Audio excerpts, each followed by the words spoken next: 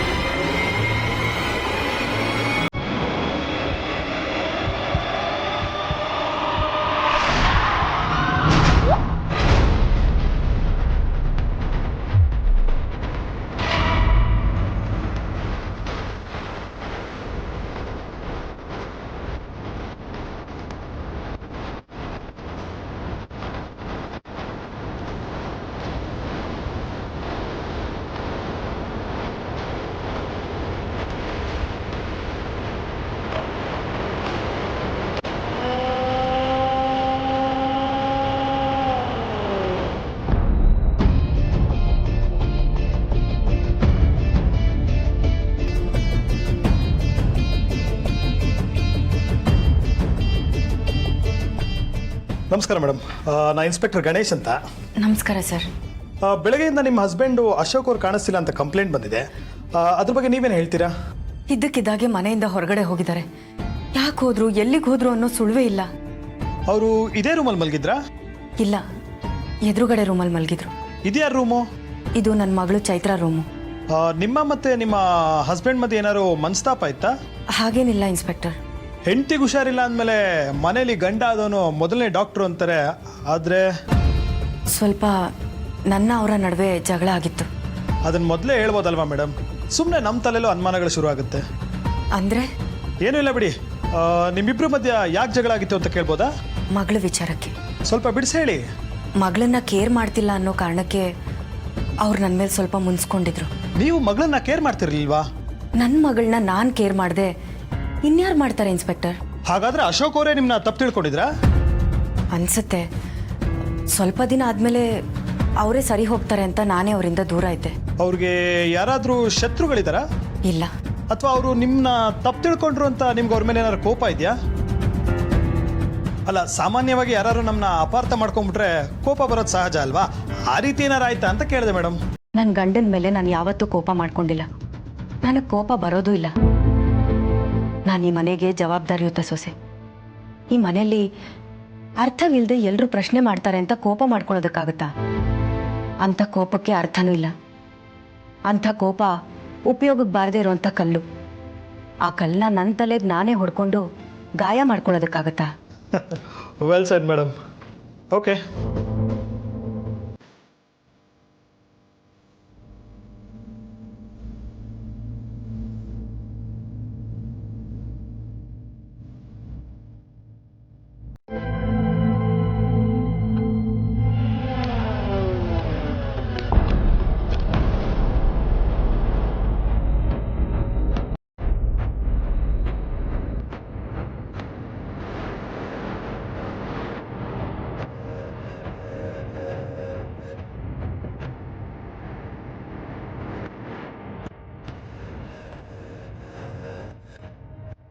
Ashok, juice.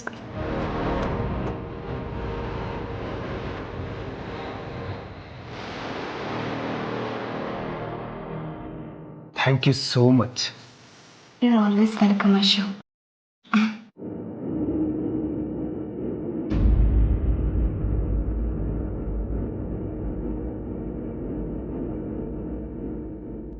ಏನ್ ಕುಡಿದ್ಯಾ?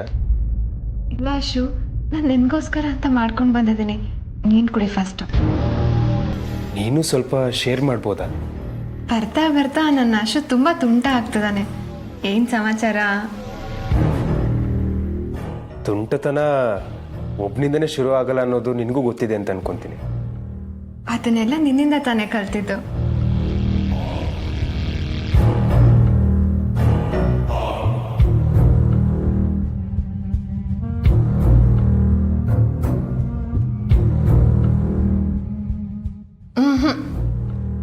ನಾನು ನಿನಗೋಸ್ಕರ ಅಂತ ಮಾಡ್ಕೊಂಡು ಬಂದಿದ್ದು. ನೀನು ಫಸ್ಟ್ ಕೊಡಿ.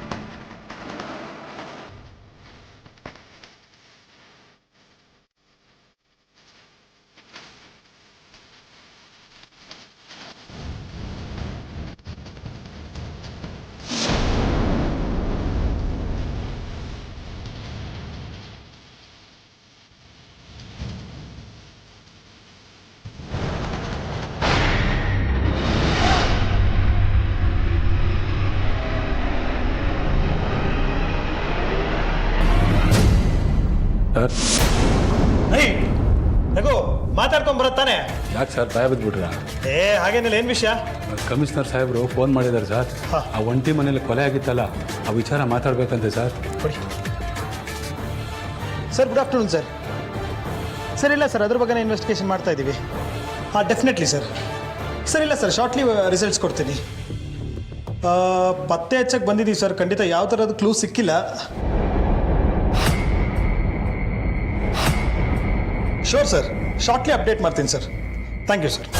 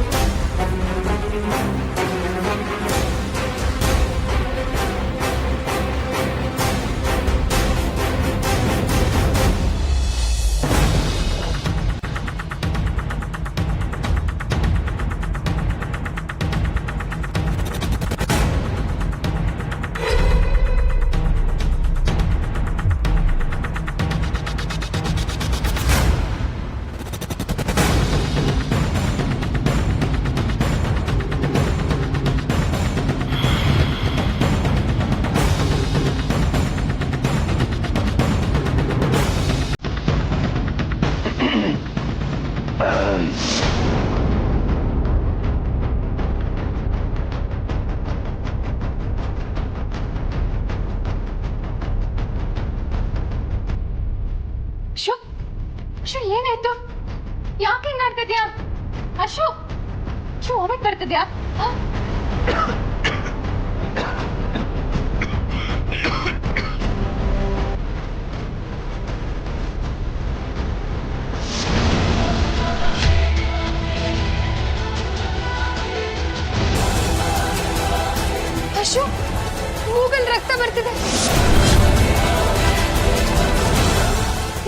ಅಶು ಏನಾಯ್ತು?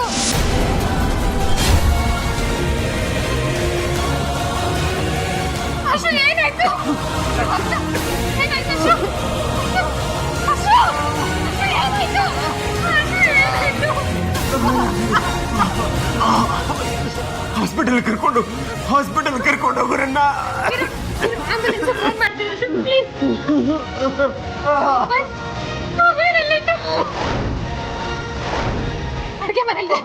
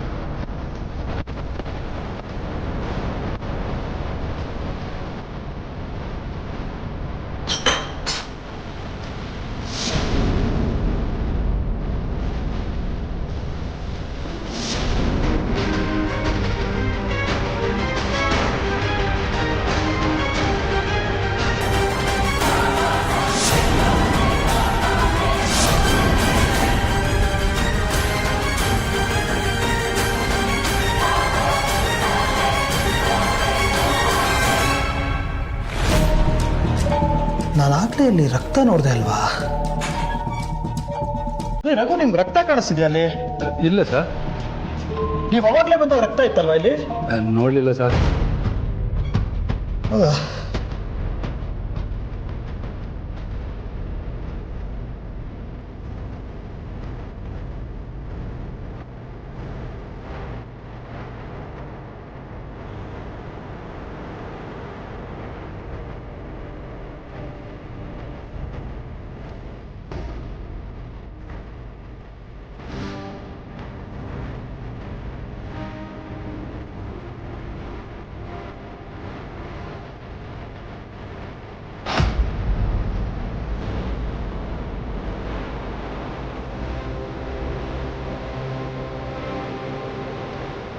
ರಘು, ಸರ್ ಅಲ್ಲೇನಿದೆ ಚೆಕ್ ಮಾಡಿ.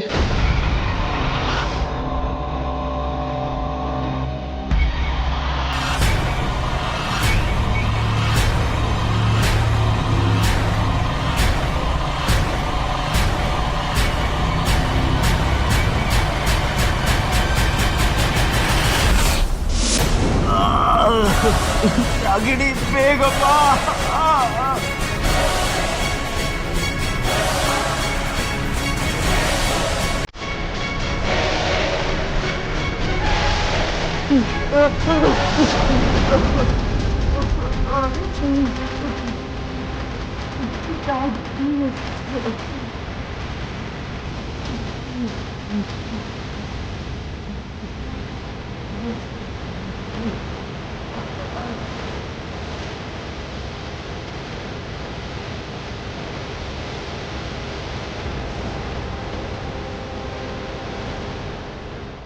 ರಾಗಿಣಿ ಬೇಗ ಬಾ ರಾಗಿಣಿ.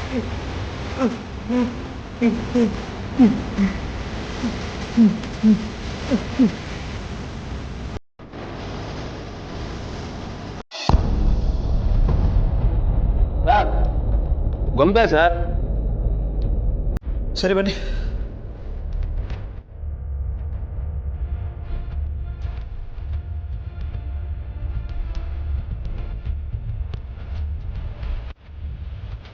ಸರ್, ಏನಾದರೂ ಕ್ಲೂ ಸಿಗ್ತಾ?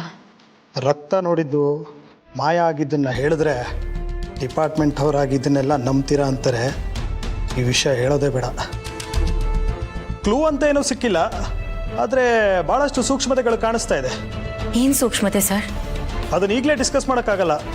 ಒಂದು ಕ್ಲಾರಿಫಿಕೇಶನ್ ತೊಗೊಂಡು ನಿಮ್ಗೆ ಹೇಳ್ತೀನಿ. ರೂಮಲ್ಲಿರೋ ರಕ್ತ ನೋಡಿ ಇವ್ರಿಗೇನು ಅನ್ನಿಸ್ಲೇ ಇಲ್ವಾ?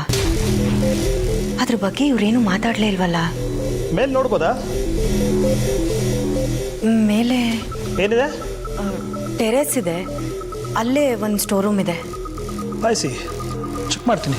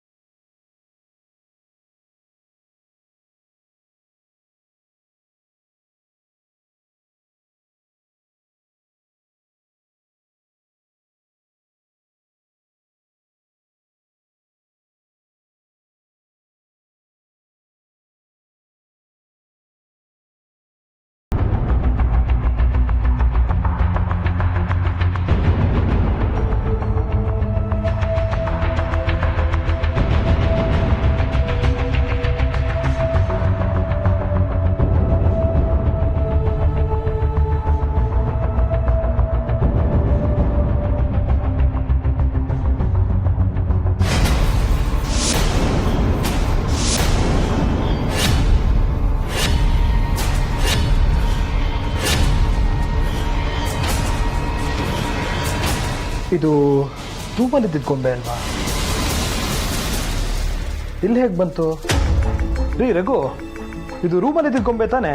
ಹೌದು ಸರ್, ಸೇಮ್ ಇದೇ ಥರ ಇದೆ. ಬೇರೆ ಗೊಂಬೆನೂ ಆಗಿರ್ಬೋದಲ್ವಾ ಸರ್? ನೀವು ಯಾವುದಕ್ಕೂ ಆ ರೂಮಲ್ಲಿ ಹೋಗಿ ಚೆಕ್ ಮಾಡಿ, ಆ ಗೊಂಬೆ ಅಲ್ಲೇ ಇದೆಯಾ ಇಲ್ವಾ ಅಂತ. Okay sir. ಒಂದು ನಿಮಿಷ, ಆ ಗೊಂಬೆ ಅಲ್ಲೇ ಇದ್ರೆ ಅದನ್ನು ತೊಗೊಂಬನ್ನಿ ಮೇಲ್ಗಡೆಗೆ. Okay sir.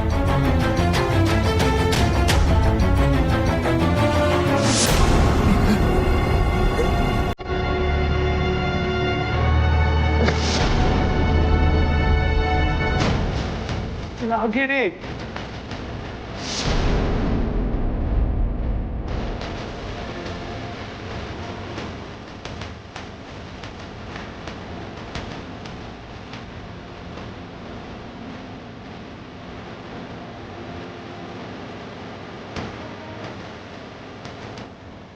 ಸರ್ ಏನಾಯ್ತು?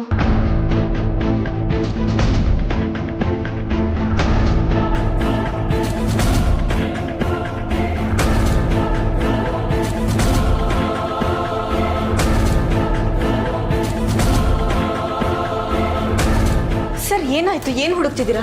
ಒಂದು ನಿಮಿಷ ಇರಮ್ಮ.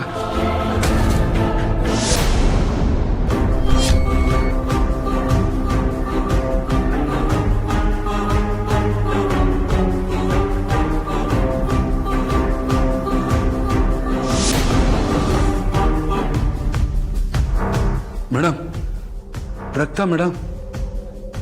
ಹೌದು ಸರ್, ಬೆಳಗ್ಗೆಯಿಂದ ಇದೆ. ನಮಗೂ ಅದೇ ಆತಂಕ ಆಗ್ತಿರೋದು. ಬೆಳಗ್ಗೆಯಿಂದ ಆಯ್ತಾ? ಅಯ್ಯೋ ದೇವ್ರೆ, ಆಗ್ಲೇ ನೋಡಿದಾಗ ಇರ್ಲಿಲ್ವಲ್ಲ. ಮೊದಲು ಹೋಗಿ ಸಾಹೇಬ್ರಿಗೆ ಹೇಳೋಣ ವಿಷಯ.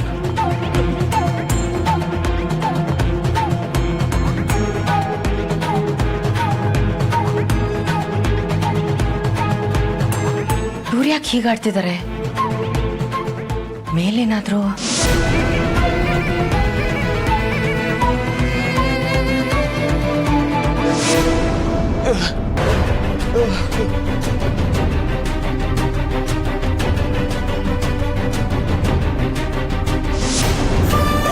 ಯಾಕೆ